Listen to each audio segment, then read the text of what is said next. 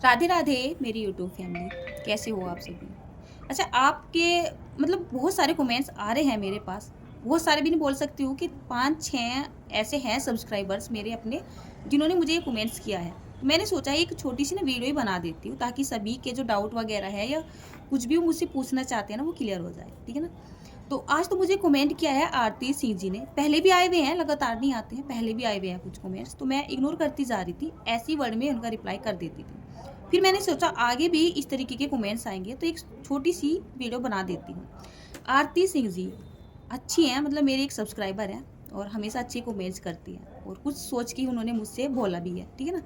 तो उन्होंने काफ़ी लंबा कमेंट किया है, और सबसे पहले तो उन्होंने पूछा है कि दीदी आप ज़्यादा करके अपने खाने की जो मैं रेसिपियाँ बनाती हूँ, उसमें जो टाइटल लगाती हूँ या थंबनेल लगाती हूँ, उसमें ज़्यादा करके मैं यही लगाती हूँ कि होटल रेस्टोरेंट से कहीं ज़्यादा अच्छा, कहीं ज़्यादा स्वादिष्ट खाना।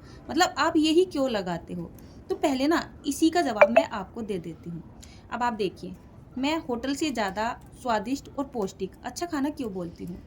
वैसे तो हम बाहर का खाना पसंद करते नहीं हैं, लेकिन हाँ, कभी न कभी मजबूरी हो जाती है, जो हमें बाहर का खाना खाना पड़ ही जाता है।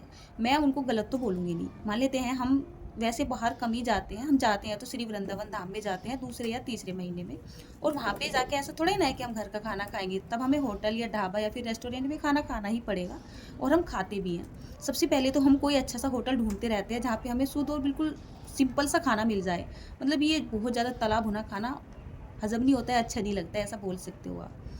फिर जब हम जाते हैं होटल्स या रेस्टोरेंट वगैरह ढूँढते हैं, या किसी हम ठेले पे भी अगर खाते हैं, तो सबसे पहले ज़्यादा करके हमारा मेन फ़ोकस यही होता है कि खाना वहाँ पे कम क्वांटिटी में बन रहा हो और खाना थोड़ा साफ-सफाई से बन रहा हो। लेकिन आप कहीं भी चले जाओ, कहीं भी खाना उस तरीके से नहीं बनाया जाता है, ठीक है ना? जिस तरीके से घर के मेंबर्स के लिए खाना बनाया जाता है, वो इस तरीके से हमारे लिए खाना बना ही नहीं सकते हैं। हम ओनली अपने घर में 10-12 मेंबर्स का खाना बनाएँगे ज़्यादा से ज़्यादा, और वो कर रहे हैं अपना बिज़नेस। उन्हें तो डेली के डेली हज़ारों, 2000, मतलब हज़ारों की तादाद में खाना बनाना पड़ता है। खाने वाले भी बहुत सारे, खाना बनाने वाले जो कुक होते हैं, वो भी बहुत सारे होते हैं। अब एक बात देखिए, हम अपने घर में खाना बना रहे हैं, तो अपने फैमिली मेंबर्स के लिए बना रहे हैं, और उसका हम बहुत ज़्यादा ध्यान भी रखेंगे।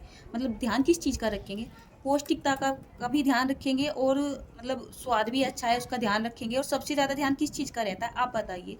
आप सभी मेरी तरह ही हो, और ज़्यादा से ज़्यादा जैसे हम ध्यान किस चीज़ का रखेंगे? साफ-सफाई का, रखेंगे ना?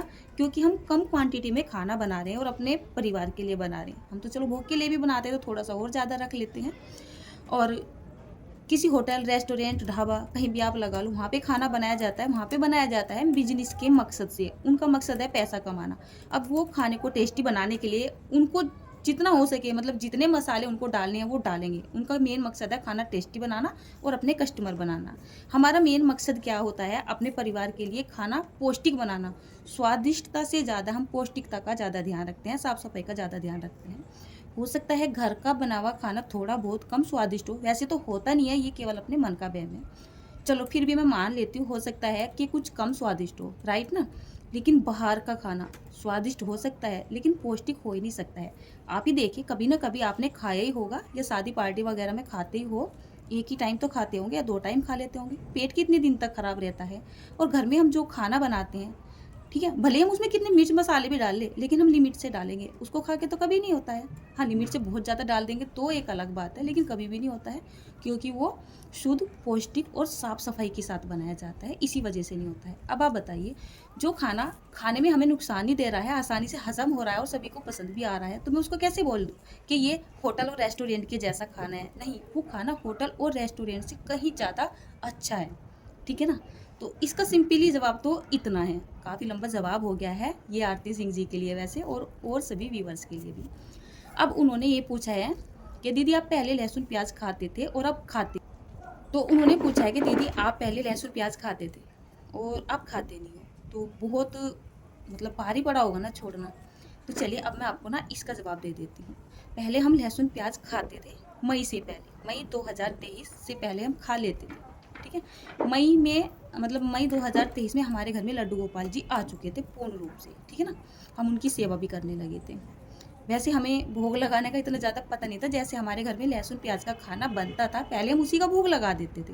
लेकिन जब से लड्डू गोपाल जी आए हैं, और फिर वृंदावन वाले जो श्री प्रेमानंद जी महाराज यानी बाबा जी, हमने उनको अपना गुरु माना हुआ है, गुरु दीक्षा नहीं लिया, हमने खुद ही ली हुई है, ऐसा बोल सकती हूँ।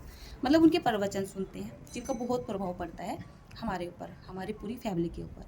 फिर दूसरा, घर में ग्रंथ भी चलते रहते हैं, जैसे पूजा करते हैं ना, मैं अक्सर आपसे बोलती रहती हूँ 1 घंटा लग जाता है, 1.5 घंटा, तो ग्रंथ चलते रहते हैं। जैसे गीता जी हो गई है, श्री भागवत जी हो गई या श्रीमद् भागवत जी हो गई, मतलब इनमें सब कुछ वो बातें लिखी हुई है कि क्या सही है और क्या गलत है। तो उनको पढ़ने से, उनको सुनने से बहुत कुछ पता लग चुका है।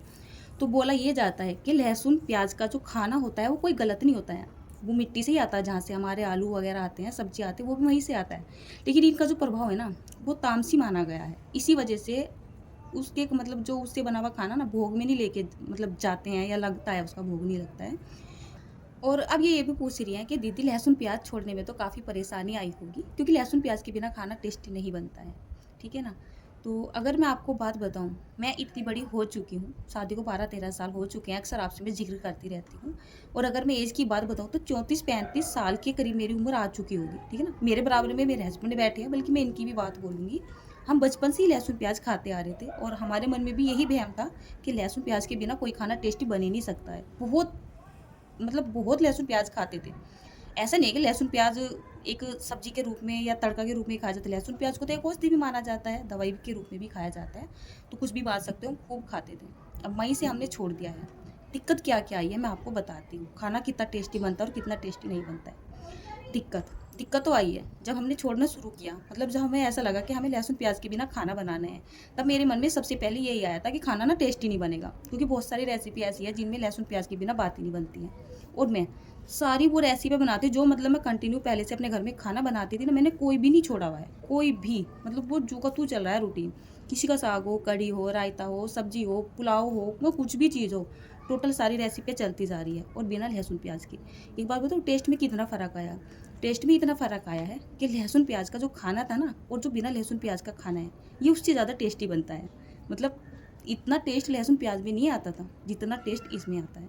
और अब जैसे कि लहसुन प्याज का खाना हमारे घर में बनता नहीं है, तो घर में कोई खाना भी पसंद नहीं करता है। अगर किसी के यहाँ से सब्जी भी आ जाती है ना, या कहीं जाना पड़ जाता है, तो मतलब बच्चे खुद से ही मना कर देते हैं, बोलते हैं कि नहीं ये टेस्टी नहीं लग रहा है, बिन लहसुन प्याज के खाना ज़्यादा टेस्टी लगता है। तो ऑटोमेटिक मन ऐसा हो जाता है।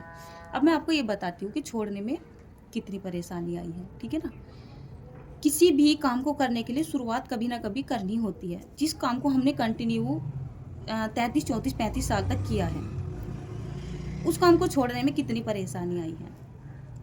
अब हम किसी न किसी काम की शुरुआत कभी ना कभी तो करेंगे। मान लेते हैं हमें लहसुन प्याज छोड़ना है, तो धीरे धीरे करके रेसिपी ऐसी बनानी शुरू कर दीजिए कि ऐसा भी कर सकते हो, पहले थोड़ा कम कर दो तो धीरे धीरे करके अपने आप ही खत्म हो जाएगा। और छोड़ना चाहते हो तो मन के ऊपर बात, आप एक बार मन में ठान लो कि हाँ इसके बिना हम बना सकते हैं, तो बनाओ और खाओ, फ़र्क देखो क्या आया है, ठीक है ना।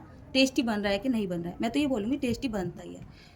काफ़ी फ़ायदे हो जाते हैं वैसे लहसुन प्याज छोड़ने से। एक तो जो आप बोल रहे हो कि लहसुन प्याज हम कैसे छोड़ पाएंगे, वो धीरे धीरे छूट ही जाएगा, तामसी प्रभाव है उसका, कोई ऐसी कुछ टेस्ट अलग सा नहीं है। और दूसरी बात ये भी है, कुछ पैसे भी बच ही जाएंगे, बाजार से लेके आना पड़ता है लहसुन को भी और प्याज को भी, कभी कभी तो बहुत महंगे हो जाते हैं ना। और जब हमें खाने की वो रहती है, मतलब खाते हैं किस चीज़ को, तो फिर तो लेके आती हैं चाहे कितना भी महंगा हो जाए, ऐसा तो होता ही है ना। चलिए, तो हमें छोड़ने में कोई खास ज़्यादा दिन नहीं लगे।